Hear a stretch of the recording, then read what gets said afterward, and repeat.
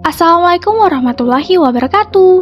Hai sobat semua, perkenalkan namaku Gelsi Gevira Salsabila dari jurusan Manajemen Universitas Pancasakti dengan NIM 2892150205. Pada video kali ini, aku akan memaparkan materi perkuliahan untuk memenuhi tugas ujian akhir semester Etika Bisnis dengan tema Konsep Good Corporate Governance atau GCG dan dengan dosen pengampu yakni Dr. Insinyur Pak Sugeng Prayetno, SH, SE, ME.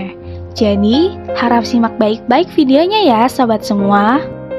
Konsep Good Corporate Governance atau GCG menjadi bagian yang sangat sering didiskusikan dengan tujuan agar para pihak mampu memahami manfaat atau dampak positif dari penerapan konsep tersebut. Salah satu maksud dan tujuan dari Good Corporate Governance adalah mengharapkan berbagai perusahaan yang berada di suatu negara mampu menjalankan aktivitas bisnis secara baik dan ikut serta dalam mendorong pertumbuhan ekonomi nasional yang beretika tinggi. Yang pertama, kita akan membahas tentang definisi dari Good Corporate Governance atau GCG. Istilah Corporate Governance pertama kali diperkenalkan oleh Cadbury Committee tahun 1992 dalam laporannya yang dikenal sebagai Cadbury Report. Corporate Governance adalah refers to a group of people getting together as one unit body with the task and responsibility to direct, control, and rule with authority. At a collective effort, this body empowered to regulate, determine, restrain, or when exercise the authority given it. Joseph pada tahun 2000.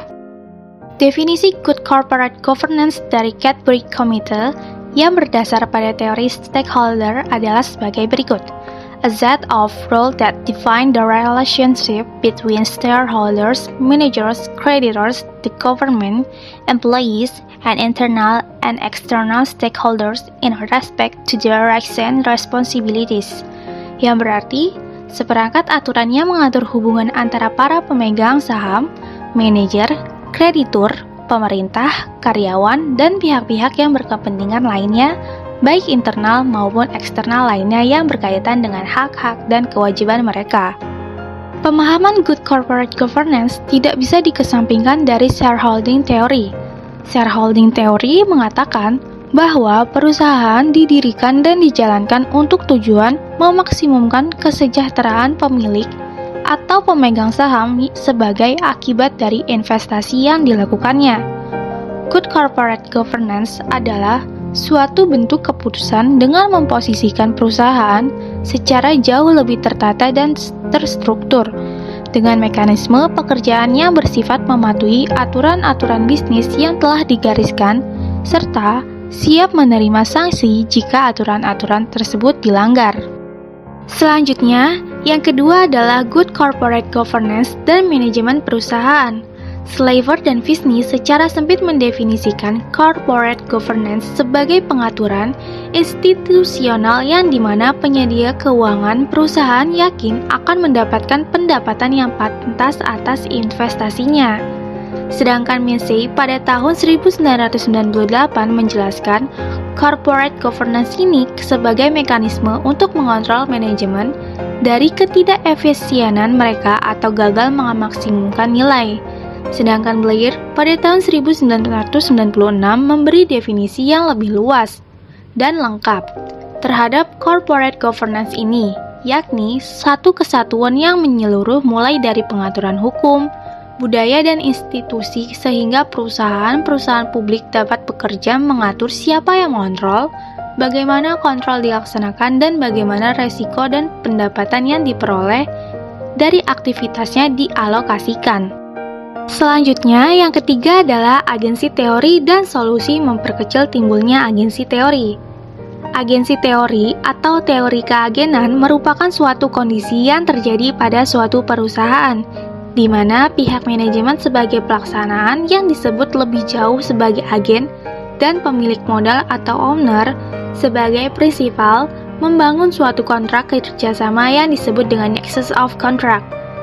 Kontrak kerjasama ini berisi kesepakatan-kesepakatan yang menjelaskan bahwa pihak manajemen perusahaan harus bekerja secara maksimal untuk memberi kepuasan yang maksimal seperti profit yang tinggi kepada pemilik modal. Selanjutnya adalah implikasi yang memungkinkan terjadinya sikap oportunistik di kalangan manajemen perusahaan dalam melakukan beberapa tindakan yang sifatnya disengaja seperti yang pertama, melaporkan piutang tak tertagih yang lebih besar dari kenyataannya yang sesungguhnya. Yang kedua, melaporkan hasil penjualan dengan peningkatan yang tidak terlalu tinggi. Yang ketiga, melaporkan kepada pihak prinsipal bahwa dibutuhkan dana tambahan untuk menunjang pelaksanaan proyek yang sedang dikerjakan. Jika tidak dibantu, maka proyek akan terhenti. Dan yang terakhir, melakukan incoming smoothing berupa melaporkan pendapatan yang tidak sesuai dengan keadaan yang sesungguhnya, namun sesuai dengan maksud serta keinginan agen atau manajemen. Pihak agen menguasai informasi secara sangat maksimal, dan di sisi lain, pihak prinsipal memiliki keunggulan kekuasaan atau maksimalitas kekuasaan, sehingga kedua pihak ini sama-sama memiliki kepentingan pribadi dalam setiap keputusan yang diambil. Salah satu efek yang jauh yang bisa terjadi adalah perolehan dividen yang rendah yang akan diterima oleh prinsipal karena faktor permainan yang dilakukan oleh agen. Dengan kondisi seperti itu, maka pihak manajemen berusaha secara maksimal untuk mampu memberikan kinerja yang maksimal kepada para pemegang saham, khususnya pemilik perusahaan, yakni para komisaris perusahaan. Karena jika pihak manajemen perusahaan tidak mampu memberikan kinerja dalam bentuk keuntungan yang maksimal kepada para pemegang saham tersebut, maka memungkinkan bagi pihak komisaris perusahaan untuk mengganti susunan struktur organisasi manajemen perusahaan. Untuk hal ini, komisaris memiliki wewenang besar untuk melakukannya.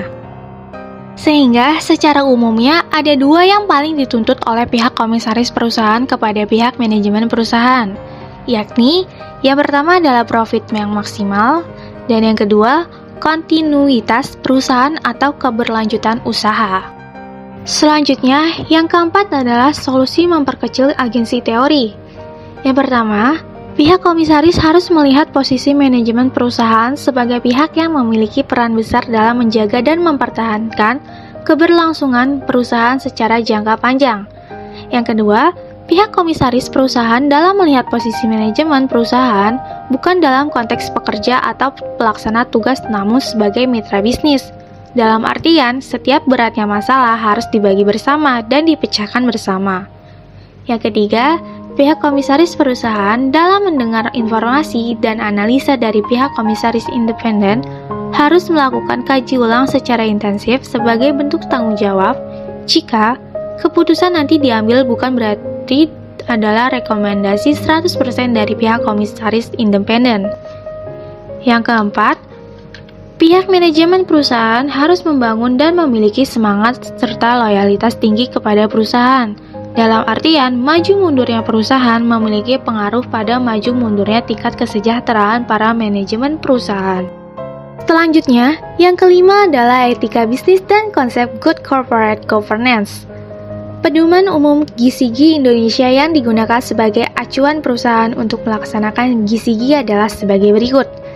Yang pertama, mendorong tercapainya kesinambungan perusahaan melalui pengelolaan yang didasarkan pada asas transparansi, akuntabilitas, responsibilitas, independensi, serta kewajaran dan kesetaraan. Yang kedua, mendorong pemberdayaan fungsi dan kemandirian masing-masing organ perusahaan, yakni Dewan Komisaris, Direksi, dan Rapat Umum Pemegang Saham. Yang ketiga, mendorong pemegang saham, anggota Dewan Komisaris, dan anggota direksi agar dalam membuat keputusan dan menjalankan tindakannya dilandasi oleh nilai-nilai moral yang tinggi dan kepatuhan terhadap peraturan perundang-undangan. Yang keempat, mendorong timbulnya kesadaran dan tanggung jawab sosial perusahaan terhadap masyarakat dan kelestarian lingkungan terutama di sekitar perusahaan. Yang kelima, mengoptimalkan nilai perusahaan bagi pemegang saham dengan tetap memperhatikan pemangku kepentingan lainnya. Yang keenam, meningkatkan daya saing perusahaan secara nasional maupun internasional, sehingga meningkatkan kepercayaan pasar yang dapat mendorong arus investasi pertumbuhan ekonomi nasional yang berkesinambungan. Selanjutnya, yang keenam adalah good corporate governance dalam konteks bisnis masa depan. Keinginan mereka menerapkan gizi gizi adalah bentuk usaha mereka menghargai tata konsep bisnis modern, karena bisnis tidak lagi bisa dijalankan secara konvensional seperti dahulu, yakni pemilik memiliki kekuasaan yang begitu tinggi dan dengan mudahnya memerintah serta memecat setiap agen yang dianggap tidak bisa bekerja dengan baik. Sifat arogansi ini secara nilai-nilai etika bisnis menjadi salah, karena keputusan yang arogan dianggap tidak mengedepankan etika bisnis, namun lebih mengedepankan keinginan untuk meraih keuntungan semata atau profit. Padahal, profit dalam bisnis bukan satu-satunya tujuan. Ada tujuan lain yaitu keinginan untuk memberikan karya bagi pembangunan bangsa. Karena dengan mendirikan perusahaan dan bisa membuka lapangan pekerjaan, maka sesungguhnya pihak prinsipal telah bekerja untuk memperkecil jumlah angka pengangguran. Inilah yang disebut dengan konsep bisnis modern yang lebih beretika. Selanjutnya, pembahasan yang terakhir adalah permasalahan yang timbul dalam penerapan good corporate governance. Yang pertama, pemahaman tentang konsep gizi pada beberapa manajer di Indonesia masih kurang. Sering mereka memahami konsep gizi secara general dan tidak spesifik, terutama berdasarkan bentuk organisasi bisnis yang dijalankan. Yang kedua, sebagian pihak menganggap konsep gizi dianggap sebagai penghambat berbagai keputusan perusahaan, karena perusahaan tidak lagi bisa leluasa dalam mengambil keputusan, khususnya harus patuh pada aturan gizi. Yang ketiga, aparat penegak hukum harus dibekali konsep pemahaman gizi secara luas, termaksud adanya jurnal dan buku teks yang menjelaskan secara khusus tentang gizi dalam konteks perspektif Indonesia. Dan yang terakhir, menurut Herwi Dayatmo pada tahun 2000, praktik-praktik di Indonesia yang bertentangan dengan konsep gizi dapat dikelompokkan menjadi yang pertama, adanya konsentrasi kepemilikan oleh pihak tertentu yang memungkinkan terjadinya hubungan afiliasi antara pemilik, pengawas, dan direktur perusahaan. Yang kedua, tidak efektifnya dewan komisaris. Dan yang ketiga, lemahnya law enforcement. Demikianlah presentasi UAS dari mata kuliah aspek hukum bisnis yang bisa aku sampaikan kepada kalian semua. Akhir kata, aku minta maaf apabila ada kesalahan kata, kesalahan pengucapan, dan kesalahan pengetikan dalam presentasi ini. Wabillahi taufiq wa hidayah. Wassalamualaikum warahmatullahi wabarakatuh. Sampai jumpa sobat semua.